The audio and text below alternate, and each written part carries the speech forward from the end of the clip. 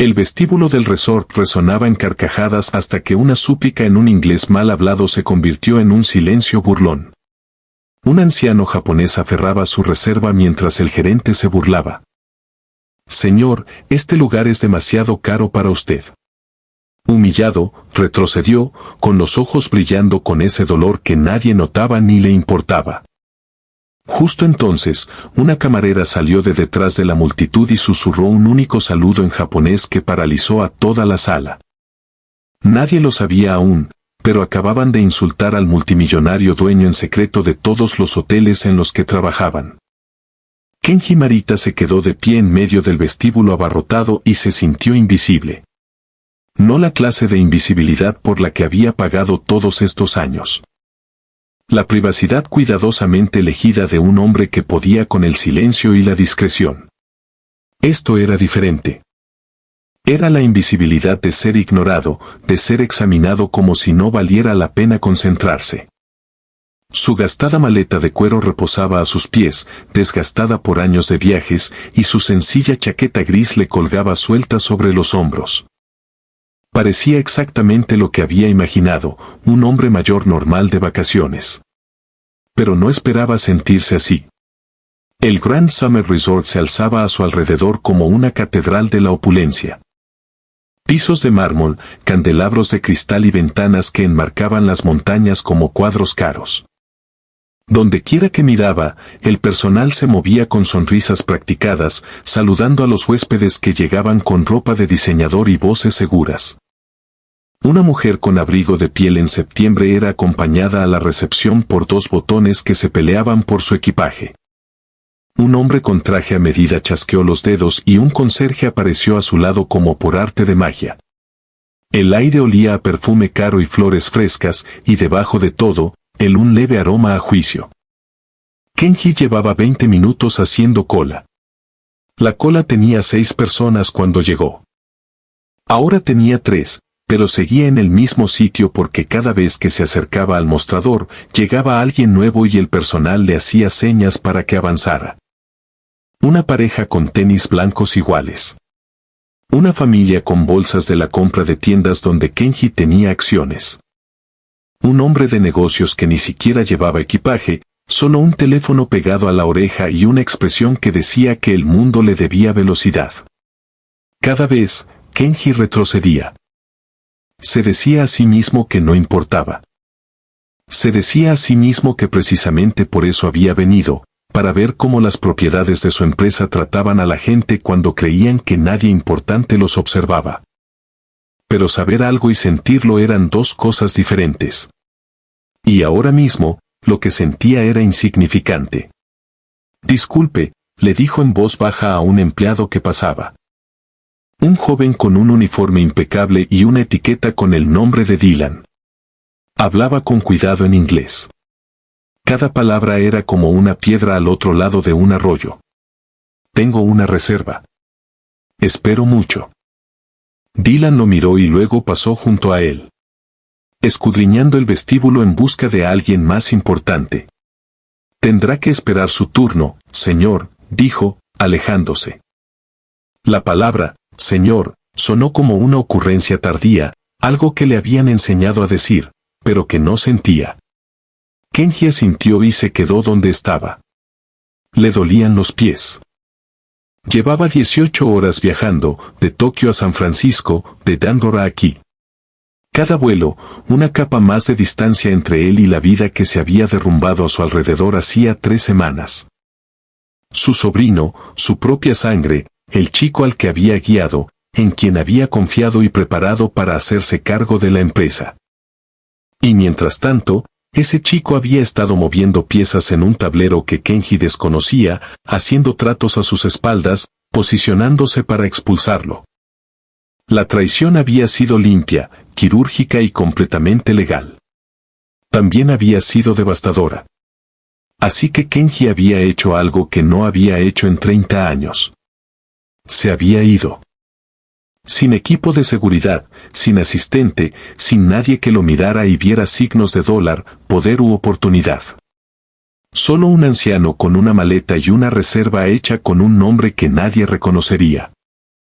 La fila avanzaba. Kenji se movía con ella. 2 personas delante de. Ahora lo veía. Podía ver la recepción, donde una mujer con un maquillaje perfecto y una sonrisa aún más perfecta tecleaba en una computadora. Levantó la vista, captó su mirada por una fracción de segundo y volvió a apartar la mirada. No merecía la pena perder el tiempo. Detrás de él, oyó risas. Un grupo de clientes, 3 hombres con ropa de golf, que llevaban bebidas del bar, se habían reunido cerca de la entrada del vestíbulo, mirando algo en un teléfono. Uno de ellos miró a Kenji y dijo algo demasiado bajo para oírlo. Los demás rieron más fuerte. Kenji no se giró. Había aprendido hacía mucho tiempo que lo peor que se podía hacer era aceptar las burlas. Solo las animaba. Después, llamó a la recepcionista. La persona delante de Kenji avanzó. Una más. Solo una más. Y entonces podría registrarse, subir y encerrarse en una habitación donde nadie pudiera verlo. Estaba tan cansado. Ese cansancio que le llegaba a los huesos y hacía que cada pequeña interacción se sintiera como subir escaleras. Siguiente. Kenji dio un paso adelante. La recepcionista lo miró y su sonrisa se atenuó como si alguien hubiera bajado el volumen. ¿Nombre?, preguntó con tono monótono. Marita, Kenji. Said, setting his suitcase down carefully. Kenji Marita? I have reservation. Spell the last name. Edith. She typed, frowning at her screen. The frown deepened. I don't see anything, she said. Are you sure you have a reservation here? Used to make reservation 3 weeks ago. He reached for his jacket pocket, trying to remember where he'd put the confirmation email. His phone, his wallet. Everything felt scrambled in his head. Exhaustion mixing with embarrassment. Sir, if you don't have a confirmation number, I can't help you. She was already looking past him toward the next person in line. Maybe you have the wrong hotel. No, it's correct hotel. I'm sure. Please, can you check? He already checked. Her voice had gone sharp now. Impatient. We have nothing under that name. Now, please step aside so I can help the next guest. Step aside. Like he was blocking traffic. Like he was some kind of obstacle. Kenji felt he'd crawl up his neck. That particular shame that came from being dismissed in public, from being treated like you were too stupid to understand what was happening. His English was good. Not perfect, but good enough. He knew what she was really saying. She was saying, you don't belong here. Please, he said again, hating how small his voice sounded. I have reservation. Maybe different name. You can explain, sir. A new voice, sharp and male. Kenji looked up and saw a man in a manager's jacket striding toward the desk. His expression all business and no warmth. Is there a problem here? This gentleman doesn't have a reservation, the desk woman said, her tone suggesting the word gentleman was being generous. The manager looked Kenji up and down. The worn jacket, the old suitcase, the gray hair that needed cutting, and something closed in his face. Sir, this is a luxury resort. If you're looking for budget accommodations, there are several motels about 15 millas down the mountain road. He said it loud enough that nearby guests turned to look. The message was clear. You can't afford this place. Something broke inside Kenji. Thin, not loudly, not dramatically, just a quiet crack, like ice splitting on a frozen lake. He built an empire. He employed 40,000 people across 6 countries. He donated more money to charity in the last year than this entire resort probably made in profit. And right now, none of it mattered because these people looked at him and saw nothing worth their time. He was about to speak to say what he didn't know when a voice cut through the lobby noise like a bell. Suma Mason. The word was Japanese. Excuse me. But it was more than that. It was the polite form, the respectful version spoken with perfect Tokyo pronunciation. Kenji's head turned so fast his neck cracked. A young woman was walking toward him from the cafe area, wearing a simple black uniform with an apron, her dark hair pulled back in a neat ponytail. She looked tired, the kind of tired that came from too many hours on your feet. But her eyes were kind, and she was looking directly at Kenji.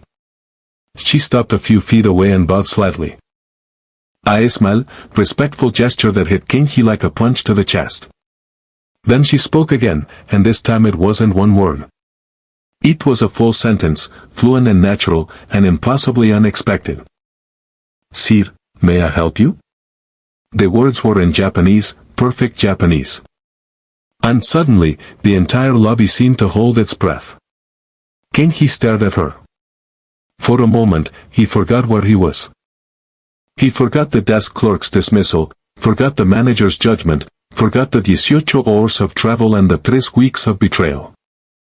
All of it disappeared because this young woman, this waitress with tired eyes and flour on her apron, had just spoken to him in his own language, in his own country's respectful tone.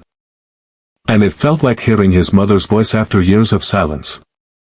You speak Japanese? He asked, still in Japanese, his voice rough with disbelief. She smiled. It wasn't a professional smile like the ones plastered on everyone else's faces. It was real, warm, the kind of smile that reached the eyes. Yes, sir. He lived in Tokyo for several years. I couldn't help but overhear. It sounded like you were having trouble with your reservation. Beined Kenji, someone cleared their throat impatiently. The desk clerk was watching with narrowed eyes. The manager had crossed his arms, but the young woman didn't seem to notice or care. She was focused entirely on Kenji, giving him the kind of attention he'd been denied for the past hour. I have reservation, Kenji said, still speaking Japanese because it was such a relief to use words that came naturally. But I cannot remember the name I used. My assistant made the booking, but I left in a hurry, and I think maybe she used a different name for privacy. I have email somewhere, but I cannot find it on my phone. The woman nodded, listening with complete attention. Then she turned to the desk clerk and said in English with just a hint of an accent, "Excuse me, Rachel. This gentleman is Mr. Marita. He has a reservation, but there may have been a booking mix-up." Maya used the computer to help search for it. Rachel fitness clerk blinked. She looked from the waitress to Kenji, confusion and irritation fighting on her face. Esquiler, you're supposed to be in the cafe. This isn't your department. I know, Skylar said, her voice calm and polite, but somehow also firm, but I speak Japanese, and I think I can help resolve this quickly. It'll only take a moment. The manager stepped forward, his professional mask slipping to show annoyance. Miss Reed, I appreciate your initiative, but we have procedures. The procedure is to help guests, Skylar interrupted gently. She smiled at him, that same warm, real smile, but there was steel underneath it now, right? That's what we're here for. For a second, the manager looked like he wanted to argue. Then he glanced around the lobby at the growing crowd of onlookers and forced a tight smile. Fine, make it quick. Esquiler moved behind the desk. Rachel reluctantly stepping aside and turned to Kenji. Can you remember anything about the booking? A date, a credit card number, an email address. Kenji's mind felt clearer now, less fogged by exhaustion and humiliation. He pulled out his phone with shaking hands and started scrolling through emails. My assistant's name is Yuki Tanaka. She would have made booking. Maybe under her name, or he paused, remembering. Maybe under D is my pen name I sometimes use for privacy. Skylar's fingers moved across the keyboard. She typed, paused, typed again. The lobby had gone quiet enough that Kenji could hear the click of her nails on the keys. 10 seconds 20. He held his breath. Then her face lit up. Found it. Imperial Suite 14 nights starting today. She looked up at the manager and her voice went very soft, very careful. It's the top floor suite, the one that's usually reserved for VIPs. The manager's face went white, then red, then white again. He leaned over the desk to see the screen, and Kenji watched, understanding dawn in his eyes. The Imperial Suite wasn't just expensive. It was the kind of expensive that meant someone important, someone who mattered, someone they should have recognized. Mr. Sato, the manager said, his voice suddenly oily with respect. I am so deeply sorry for the confusion. If you'll just give us a moment to prepare your room key. It's ready, Scholar said, already printing something. You can give him his keys right now. She looked at Kenji, switching back to Japanese. I'm so sorry for the trouble, sir. Would you like help with your luggage? Before Kenji could answer, two bellhops appeared as if summoned by magic, reaching for his worn suitcase. The same people who'd walked past him minutes ago. The same staff who'd acted like he didn't exist. Now they were tripping over each other to serve him. No, Kenji said quietly, still in Japanese. Thank you, but no. He looked at Scholar, really looked at her. She was young, mid-20s maybe, with the kind of face that suggested she smiled often, but had also seen enough hardship to understand its weight. Her uniform was spotless despite the flour stain. Her posture straight despite obvious exhaustion, and her eyes held something he hadn't seen in a long time. Genuine kindness without expectation of reward. How did you learn Japanese? He asked. She glanced at the growing crowd around them, then back at Kenji. It's a long story, sir. He wouldn't want to keep you. Please, Kenji said, I would like to know. Something in his voice must have convinced her because she nodded. My father was in the military. We lived in Tokyo from when I was 8 until I was 14. He went to a local school, made friends, learned the language. It was, she paused, and her smile turned sad. It was the happiest time of my life. When we moved back to the States, I promised myself I'd go back someday. I want to be a translator. Maybe work for the embassy or a company that does business with Japan. But university is expensive, and she shrugged. Right now, I'm working here saving what I can. You're working in the cafe? Kenji asked. And the restaurant double shifts most days. She said it matter-of-factly without self-pity. It's good work, and sometimes I get to practice my Japanese when guests from Japan come through. Kenji felt something shift in his chest. Here was this young woman working herself exhausted, dreaming of a future she could barely afford, and she'd stopped everything to help him. Not because she knew who he was, not because she expected a reward, but because she'd heard him struggling and decided that mattered. He looked around the lobby at the desk clerk who dismissed him, at the manager who'd suggested he try a motel. At the guests who'd left, at the staff who'd walked past like he was furniture, and he made a decision. Might I ask your full name? He said to Scholar. Scholar Reed, she said, looking slightly confused. Kenji nodded slowly. Then he turned to the manager, switching to English, letting his voice carry across the marble floor. I need to tell you something. My real name is not T, the manager blinked. I'm sorry, sir. My real name, Kenji said clearly, is Kenji Morita. For a moment, nothing happened. Then he saw it. Recognition dawning on the manager's face like a sunrise. The blood drained from his cheeks. Behind him, Rachel grabbed the edge of the desk to steady herself. One of the bellhops actually gasped. Kenji Morita, owner of Morita International, parent company of Summit Resort Properties, owner of this hotel and 63 others across the world. Sir, the manager breathed. It didn't. I'm so Kenji held up a hand and the man fell silent. I came here quietly because I wanted to see how my hotels treat guests when they think no one important is watching. He let that sink in, watching shame and fear spread across the manager's face. Now I know. The lobby was completely silent. Even the fountain seemed to have stopped gurgling. Kenji turned to Scholar, who looked stunned. Miss, you showed me kindness when everyone else showed me nothing. You helped me when you had no reason to help. When it wasn't your job, when you gained nothing from it. This is rare. His voice cracked slightly. This is valuable. He just Scholar started then stopped. Anyone would have. No, King, he said firmly. Not anyone. Not today. Only you. He turned back to the manager. His voice went cold, sharp, every word a blade. You refired. Effective immediately. The desk clerk, though. And I want the names of every staff member who walked past me, who ignored me, who treated me like I didn't matter. He will review their employment personally. The manager opened his mouth, closed it, opened it again. No words came out. Rachel had tears streaming down her face. But sir, the manager finally managed. You suggested I try a motel, Kenji said softly. Because I looked poor. Because my English is not perfect. Because you decided in 30 seconds that I was not worth your time. How many other guests have you treated this way?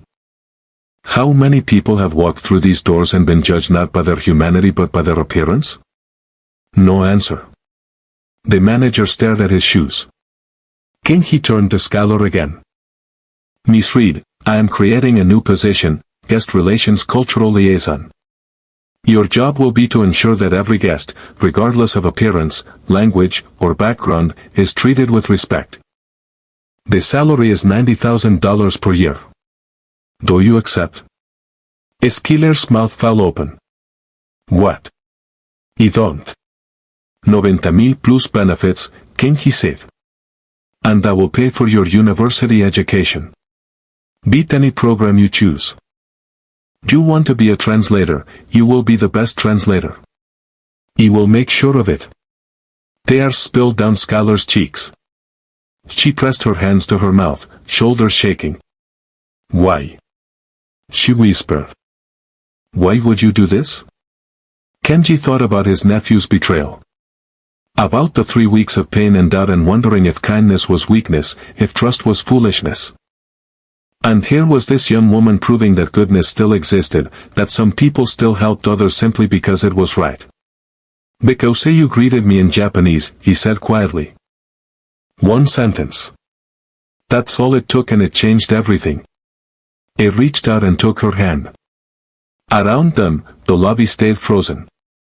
Everyone watching this moment unfold like a movie. They couldn't pause. In my country, King, he said, we have a saying. One kind word can warm 3 winter months. Today, you gave me more than a kind word. You gave me back something I thought I'd lost. What? Schiller asked through her tears. Ope, King, he said simply. He released her hand and turned to address the entire lobby, his voice ringing clear. Starting today, Summit Resort Properties will have a new policy. Every property, every country. We will judge guests by respect, not by appearance. Staff will be trained in cultural sensitivity. And anyone who fails to treat another human being with dignity will be removed immediately. It paused. This is not a request. This is law. Silence. Then slowly someone started clapping. One person, then another. Then the whole lobby erupted in applause. Schiller was crying openly now and Kenji found his own eyes wet. He hadn't expected this. Hadn't expected that punishing cruelty would feel so much like healing. Hadn't expected that one young woman's kindness would give him a reason to believe in his own judgment again. Call me, he said to Scholar in Japanese. Help me to my room. I am very tired and I have many calls to make. But first, I want to hear more about Tokyo. I want to hear about your dreams. I want to know everything. Schiller nodded, wiping her face. She came around the desk, picked up Kenji's worn suitcase, ignoring the bellhops, and walked beside him to the elevator. As the doors closed, Kenji caught one last glimpse of the lobby, the fired manager standing frozen. The guests whispering, the staff looking at each other with dawning understanding, and he smiled, a real smile, the first one in 3 weeks. Thank you, he said softly to Scholar. She looked up at him, her eyes still shining with tears. For what? For seeing me, King, he said. When I was invisible. The elevator rose, carrying them up and away toward the top floor and the imperial suite and a future that had just been rewritten by a simple greeting. By words in a language that meant home, by one person who decided that kindness mattered more than convenience. Sumason, she'd said. Excuse-me. And with that one word, everything had changed. Sometimes the smallest act of kindness creates the biggest change. Skylar didn't know she was helping a billionaire. She just saw someone who needed help. That's what real kindness looks like. It doesn't wait for a reason. It doesn't ask what's in it for me. It just asks. What would you have done if you saw someone being ignored like Kenji was?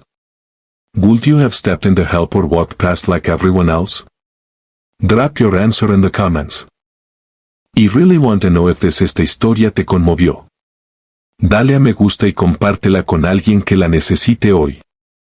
Y no olvides suscribirte para recibir más historias impactantes que nos recuerdan lo que realmente importa en la vida. Gracias por verla.